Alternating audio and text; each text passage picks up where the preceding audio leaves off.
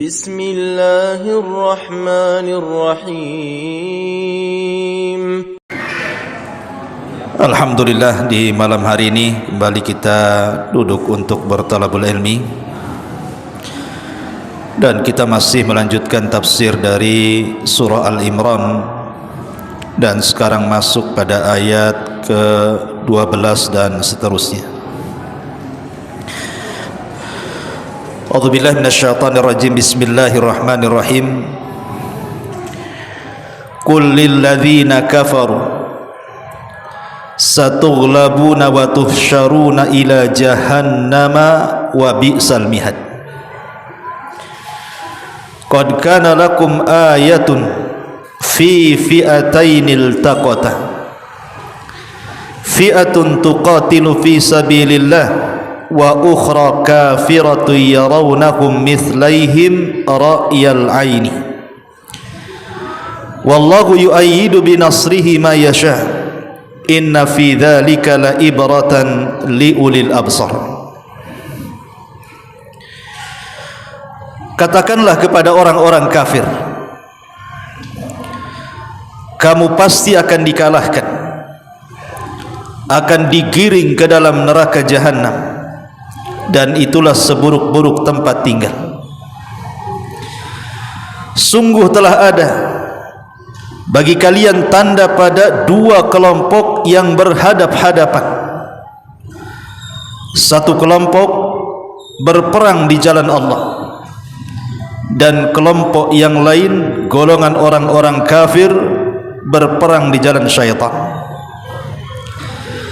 yang melihat bahwa mereka dua kali lipat jumlahnya dengan mata kepala mereka sendiri, dan Allah menguatkan dengan pertolongannya siapa yang dikehendakinya.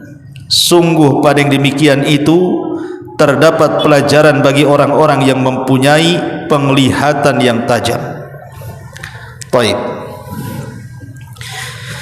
Surah Al-Imran ini ayat 12 dan 13 ada dua asbab nuzul yang dikhilafkan para ulama. Di antaranya disebutkan dalam kitab Asbab Nuzul dan juga dalam sirah Ibnu Ishaq menyebutkan dua sebab asbab nuzul, walaupun dua-duanya terkait dengan orang-orang Yahudi. Yang pertama, ketika Nabi SAW terjadi kekalahan di perang Uhud. Kita tahu bahwa perang Uhud itu perang yang sangat dahsyat, sampai banyak para sahabat gugur di perang ini. Jumlahnya sampai 70 syuhada Uhud. Bahkan para syuhada Uhud ini pernah terjadi banjir besar kan di Saudi itu. Kemudian banjir itu sampai menyingkap kuburan syuhada Uhud. Subhanallah, jasadnya masih utuh, sehingga oleh kerajaan Saudi akhirnya dipindah kuburannya itu ke atas bukit supaya tidak terkena banjir. Sampai salah satu korban itu, salah satu syuhada namanya Hamzah, paman Nabi SAW itu, sampai saking utuhnya badannya itu nampak bekas jahitannya. Dan ini menunjukkan Allah menjaga jasad-jasadnya para sahabat Nabi sallallahu alaihi wasallam. Jadi perang Uhud ini perang kekalahan kaum muslimin. Betul-betul kaum muslimin kalah telak. Sampai-sampai Nabi sallallahu alaihi wasallam dihabarkan mati di perang ini ketika ada orang musyrik berhasil membunuh Mus'ab ibn Umar. Mus'ab ibn Mus'ab ibn Umar. Beliau adalah salah seorang yang mirip wajahnya dengan Rasul. Jadi kalau pakai pakaian perang itu, Mus'ab bin Umair ini, itu persis perawakannya seperti Nabi. Sehingga kalau bertempur itu tidak bisa dibedakan mana Nabi, mana Mus'ab. Jadi ketika ada orang musyrik berhasil membunuh Mus'ab, dikiranya dia membunuh Nabi. Makanya berteriaklah bahwa Muhammad sudah gugur. Dari sinilah akhirnya kocar kacir, korat karit para sahabat, ada yang lari, ada yang tetap, sehingga di sini mengalami kekalahan. Ketika kaum muslimin kalah, akhirnya mereka pulang ke kota Madinah. Dan orang-orang Yahudi tahu bahwa orang-orang Islam kalah di perang Uhud, maknanya mereka lemah. Itu menurut pandangan orang-orang Yahudi.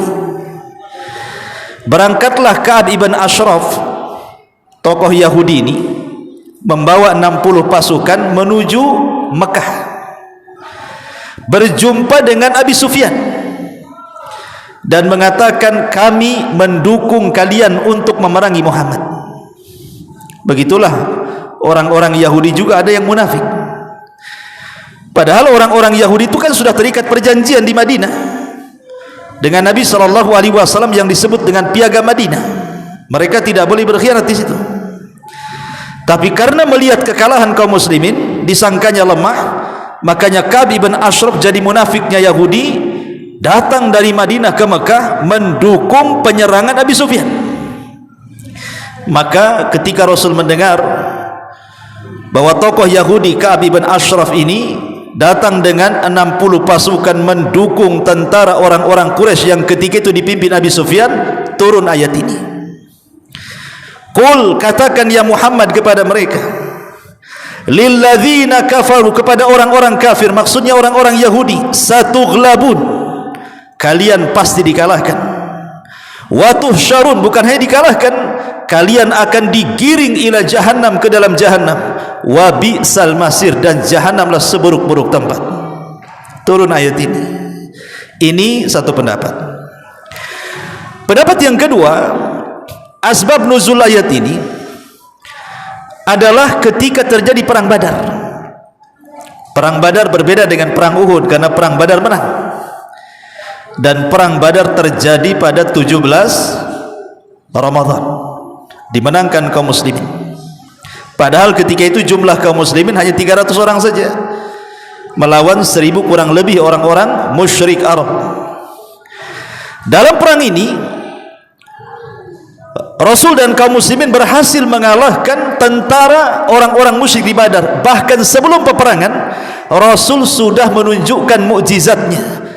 Jadi tokoh-tokoh Quraisy yang akan mati di perang Badar itu ditunjukkan tempat kematiannya. Abu Jahal mati sebelah sini katanya, Umayyah sebelah sini matinya, nih Walid sebelah sini, Utbah sebelah sini. Disebutkan oleh Rasul tempat-tempat matinya, padahal belum terjadi perang. Dan ini mukjizat dari Allah Subhanahu wa taala untuk nabinya. Ketika betul-betul terjadi perang, memang betul Abu Jahal di situ matinya, persis seperti yang ditunjukkan Nabi. Umayyah sebelah sini, Al-Walid sebelah sini, Utbah sebelah sini, dan tokoh-tokoh Quraisy meninggal persis dengan isyarat tangan Nabi SAW. Dan ini kemenangan besar, karena ini perang perdana. Perang Badar Kubra ini perang perdana yang dilalui Nabi SAW, sampai diabadikan dalam Al-Quran, idza jaa nasrullahi wal fath, ketika datang pertolongan Allah di Badar dan juga pembebasan kota Mekah. Dua-duanya terjadi bulan Ramadan. Lah ketika terjadi peperangan ini, menanglah kaum muslimin, pulang ke Madinah. Diejek sama orang-orang Yahudi. Orang-orang Yahudi ngejek Nabi SAW dan pasukannya dan mengatakan, iyalah kalian menang. Oh, yang dihadapi orang-orang musyrik yang gak bisa perang katanya. Coba kalau seandainya si Muhammad lawan kami orang Yahudi, cetek itu katanya. Itu orang Yahudi ngejek Nabi. Ya. Karena musuhnya lemah, musuhnya tidak bisa perang, menanglah kalian. Coba yang dilawan kami katanya, orang-orang Yahudi, tentu kalian tidak bisa melawan kami katanya. Makanya Allah turunkan ayat Qul, katakan ya Muhammad, lilladzina kafar, kepada orang-orang kafir Yahudi itu, satughlabun, sebagaimana kami menang di Badar, kalian pun akan dikalahkan. Bahkan bukan hanya dikalahkan, wa tuhsyarun, kalian akan digiring ila jahannam, ke dalam jahannam. Wa bi'sal mihad, dan jahannam seburuk-buruk tempat kepada kalian. Tapi walaupun demikian, ikhwatu fiddin, saya akan berikan faedah sedikit tentang Quran. Memang di sini asbab nuzulnya bicara tentang orang Yahudi, tetapi namanya Al-Quran itu al-ibratu bi umumil lafzi la bi khususis sabab. Quran itu dia diambil pelajaran bukan karena sebabnya turunnya ayat itu, tidak, tapi karena keumuman lafaz. Walaupun sebab ini turun kepada orang-orang Yahudi, bukan berarti kemudian kemenangan kaum muslimin kepada orang-orang kafir itu hanya terjadi di zaman Nabi saja. Tidak. Bahkan kemenangan kaum muslimin itu akan terus terjadi dan terjadi. Karena Quran itu bukan bicara tentang khususnya sebab turun, tapi bicara tentang umumnya lafaz. Karena Quran itu bukan kitab sejarah yang berlaku di zaman Nabi. Salah ya, Quran itu bukan, walaupun dalam Quran itu banyak sejarah disebutkan, tapi Quran itu bukan kitab sejarah, tapi Quran itu kitab petunjuk, sehingga pelajarannya akan diambil oleh kita sampai hari ini, bahkan sampai kiamat dibangkitkan. Lalu apa fungsinya ketika kita membaca Quran dan mempelajari Quran ini? Kita perlu tahu asbab nuzul itu. Kenapa kalau kita bicara Quran itu kita perlu tahu, oh ini asbab nuzulnya ini asbab nuzulnya itu. Begini ikhwan, supaya antum bisa membedakan mana perkara-perkara khusus bagi Nabi yang tidak bisa kita tiru, mana perkara-perkara umum bagi Nabi yang bisa kita tiru. Contoh, dalam surat Al-Ahzab, ketika Nabi SAW dan para sahabatnya menggali parit, karena musuh yang dihadapi kan kuat tuh. Sementara kaum muslimin dikepung oleh kelompok-kelompok dari mana-mana, dari orang kafir Quraisy, dari orang Yahudinya, dari munafiknya, macam-macam. Rasul dikepung di Madinah. Akhirnya kemudian Nabi SAW meminta saran kepada para sahabat, bagaimana menghadapi musuh. Berdirilah Salman Al-Farisi dan mengatakan, Rasul, kami ini orang Persia, kalau menghadapi suasana seperti ini biasanya kami buat parit. Maka Rasul pun setuju dengan sarannya siapa? Salman Al-Farisi. Dibuatlah parit. Lah ketika itu terjadi pemboikotan kan, Rasul kan di dalam Madinah, di luar Madinah dikepung musuh, sehingga pasokan makanan sulit didapat, akhirnya banyak kelaparan. Lah ketika itu para sahabat saking laparnya, mereka meletakkan batu di perut kemudian diikat. Ya, para sahabat itu meletakkan satu batu di perut diikat. Begitu caranya orang dulu menghilangkan rasa lapar. Tetapi Nabi SAW rupanya jauh lebih lapar dibandingkan para sahabatnya. Kenapa? Karena bukan satu batu yang diikat di perut Nabi, dua batu. Disitulah turun ayat, laqad kana lakum fi rasulillahi uswatun hasanah. Sungguh ada pada jati diri Nabi SAW itu suri teladan yang baik. Ayat ini turun masalah batu. Ingat ya, tentang ayat sungguh telah ada pada jati diri Rasul itu uswah yang baik itu, ini bicara batu sebenarnya. Ayat ini bicara soal batu yang dililitkan di perut. Kalau memang ayat ini hanya berlaku kepada asbab nuzulnya, berarti hanya berlaku ketika saat kelaparan kemudian mengambil batu dililitkan di perut. Apa itu yang dicontohkan?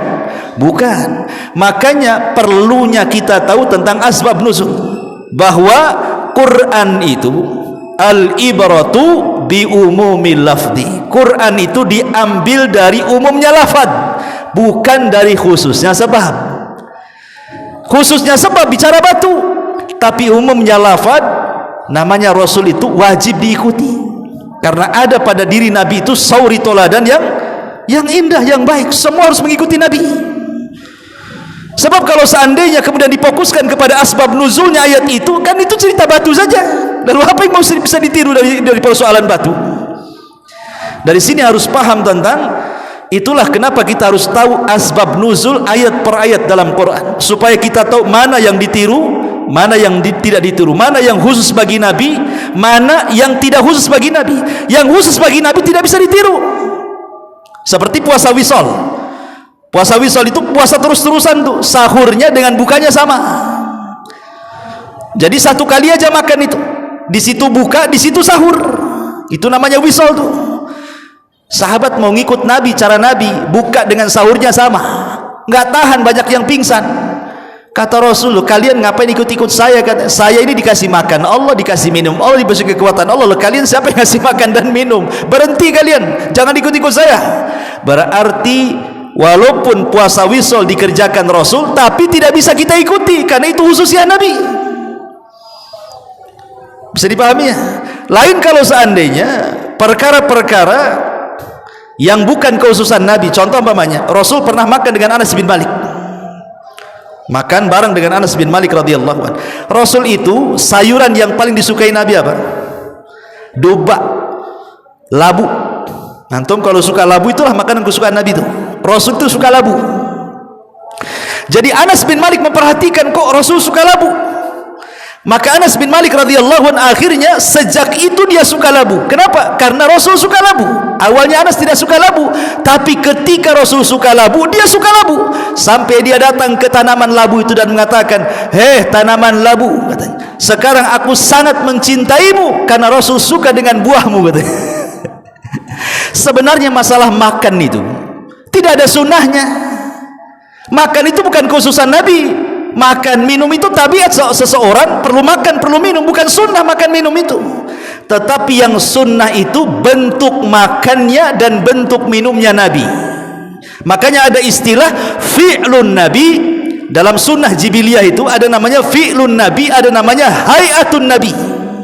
Sunnah jibiliyah itu maksudnya kebiasaan yang dilakukan Nabi, itu jibiliyah namanya. Lah sunnah jibiliyah ini ada dua. Ada yang merupakan fi'lun Nabi, perbuatan Nabi. Ada yang merupakan hayatun Nabi, bentuk Nabi berbuat. Makan itu perbuatan Nabi. Kita juga makan, dia pun makan. Kalau kita makan tidak ada sunnah. Tapi kalau kita mencontoh makannya Nabi, mencontoh minumnya Nabi, itu disunnahnya di situ. Bukan zat makan minumnya.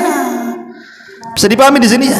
Lah itulah pentingnya ketika kita bicara Quran ini, harus disebutkan asbab nuzulnya. Walaupun ibrah itu diambil dari kauman lafad, bukan khususnya sebab. Kemudian Allah Subhanahu wa taala membuktikan ketika Allah mengatakan, "Hei katakan ya Muhammad kepada orang-orang Yahudi, kalian akan dikalahkan. Bahkan kalian akan digiringkan neraka jahanam, dan jahanam seburuk-buruk tempat." Mana buktinya? Di sini Allah cantumkan buktinya. Qad kana lakum ayatun fi fi'atainil taqata. Fi'atun tuqatilu fi sabilillah wa ukhra kafiratun yarawnahum mithlaihim ra'yal ain wallahu yu'ayyidu binasrihi ma yasha inna fi dzalika la ibratan liulil absar. Inilah buktinya bahwa kalian akan dikalahkan. Qad kana lakum, sungguh telah ada, lakum bagi kalian, ayatun sebuah tanda bukti bahwa kalian akan dikalahkan. Fi fi'atainil taqata, pada dua golongan yang berhadap-hadapan. Maksudnya dua golongan yang berhadap-hadapan di sini isyarat ke perang Badar. Pasukan Rasul dan para sahabatnya yang berjumlah 314 orang berhadap-hadapan dengan orang-orang kafir Quraisy yang berjumlah 1000 orang. Fi'atun tuqatilu fi sabilillah, sebuah kelompok, maksudnya kelompok Nabi. Mereka berperang di jalan Allah Subhanahu wa taala, orang-orang yang beriman. Wa ukhra, dan yang lainnya kelompok kafir yang berjalan di jalan syaitan. Buktinya kata Allah di sini, katakan ya Muhammad sebagai bukti bahwa orang-orang Yahudi akan dikalahkan. Ingat perang Badar katanya. Perang Badar itu jumlah kalian sedikit, jumlah musuh banyak. Yang satu berperang di jalan Allah, yang satu pula berjalan di jalan setan. Apa yang terjadi? Yarawnahum mislaihim ra'yal ain. Yang melihat bahwa mereka dua kali lipat mereka melihat dengan kedua mata mereka. Maksudnya begini, coba perhatikan orang-orang Yahudi, seolah-olah ingin mengatakan kepada Rasul, katakan orang Yahudi, suruh pandang saat engkau berperang bersama orang-orang musyrik itu. Jumlah kalian tidak banyak, jumlah orang-orang musyrik itu banyak, tetapi mereka bisa dikalahkan dengan izin Allah. Apa mereka tidak melihat? Kalau itu terjadi, jumlah kami sedikit, jumlah mereka banyak, kami bisa kalahkan, apalagi kalian. Nah gitu maksudnya, enteng mengalahkan kalian. Seolah-olah Allah ingin katakan seperti itu. Orang musyrik saja jumlahnya lebih banyak, 2 kali lipat, bisa dikalahkan, apalagi kalian. Wallahu yu'ayyidu binasrihi ma yasha, dan Allah menguatkan dengan pertolongannya siapapun yang dikehendakinya. Inna fi dzalika la ibratan liulil absar, sungguh pada yang demikian itu terdapat pelajaran bagi orang-orang yang memiliki penglihatan mata hati yang tajam. Dan terbukti ayat ini membuktikan kekalahan orang-orang Yahudi. Di 4 peperangan melawan orang Yahudi, semua kalah orang Yahudi itu. Rasul itu ketika melawan orang Yahudi dalam peperangan berapa kali? 4 kali. Pertama perang Bani Quraiqah, kalah Yahudi. Kemudian terjadi peperangan lagi Bani Nadir, kalah lagi. Kemudian terjadi peperangan di Bani Quraidah, kalah lagi. Dan terakhir Rasul melawan orang Yahudi di Khaybar, dan Allah menangkan dalam perang Khaybar. Bukti bahwa Allah katakan apa? Qul lil ladzina kafaru satughlabun. Katakan kepada orang-orang Yahudi, kalian akan dikalahkan. Dan sudah dibuktikan dalam sejarah. 4 kali peperangan besar di zaman Rasul melawan orang-orang Yahudi, semua dikalahkan. Dari sini menunjukkan ini adalah bisyarah, kabar gembira, bahwa ayat ini secara umum pasti kita bisa mengalahkan orang-orang kafir, baik secara kekuatan ataupun secara jumlah. Tetapi itu dikembalikan biiznillah, karena izin Allah subhanahu wa ta'ala. Wallahu a'lam bishawab. Inilah diantara catatan dari surah Al-Imran ayat 12 dan 13. Subhanaka bihamdika asyhadu an la ilaha illa anta astaghfiruka wa atubu ilaik. Allahu ta'ala alam. Assalamualaikum warahmatullahi wabarakatuh.